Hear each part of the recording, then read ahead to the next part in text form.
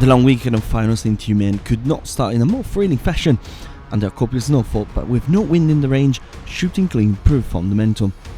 Martin Fourcade started a lot earlier than his rival Bö and put pressure from start with a blistering performance on skis and accurate at the range. The Norwegian missed twice in the prawn, and even with a quick and clean standing, he could not make up for it. By finishing in 14th position, Bö lost his lead in the sprint cup, which went in the hands of Fourcade, but only 2 points. Not only that, but the result secured the 7th consecutive overall title to the reigning champion. The good day for the French team did not end there, as Simon Destieux closing second for his first ever career podium, while Fredrik Lindström was third.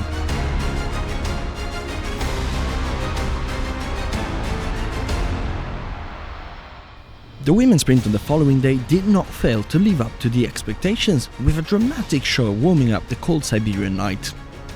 Kaisa Mäkäräinen opted for an early bib, and by going clean in both ranges, she put pressure on the rival. Anastasia Kuzmina missed 3 times on a night when many went clean, closing outside of the top 10 and reopening the fight for the overall globe. Despite the result, the Slovak could still capture the first globe of her career by topping the sprint rankings. Daria Domracheva continued a great form, and by going clean, she took the win thanks to a faster time on the range compared to the Finn, who eventually closed second by just 1.2 seconds. The podium was completed by Tiril Ekhoff, who missed once but still performed at the best on the tracks.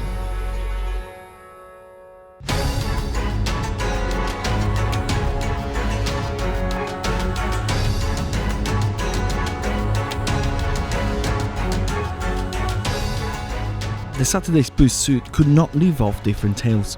Martin Fourcade started with a big lead in the men's competition and kept his solo run until the end, even with one miss in the last range.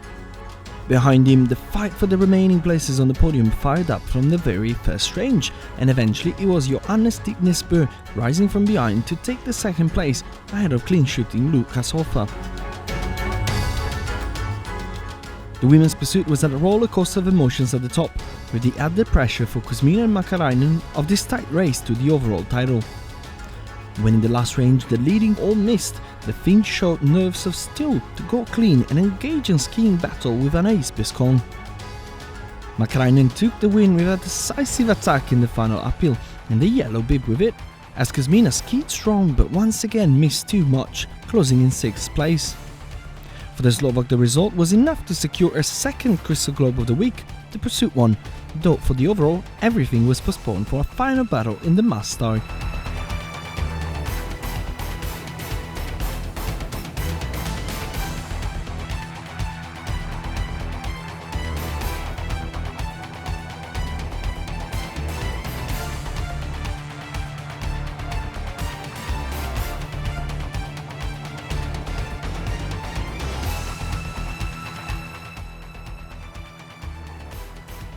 Before the much-awaited last page of the women's battle for glory, the men competed for the last time of the season in an exciting mass start. Martin Fourcade opted for his spare rifle, but things did not go as planned, and he ended his podium streak with a 19th place. The battle for the win was a fun one, with many candidates still running at the last range. Maxim Svitkov and Erland Bjørntegard shot clean and duelled on the track for what would be a first-time win for both. Eventually it was the Russians sizing a memorable win in front of the home crowd, ahead of Bjørntegard and Johannes Stignes Bö.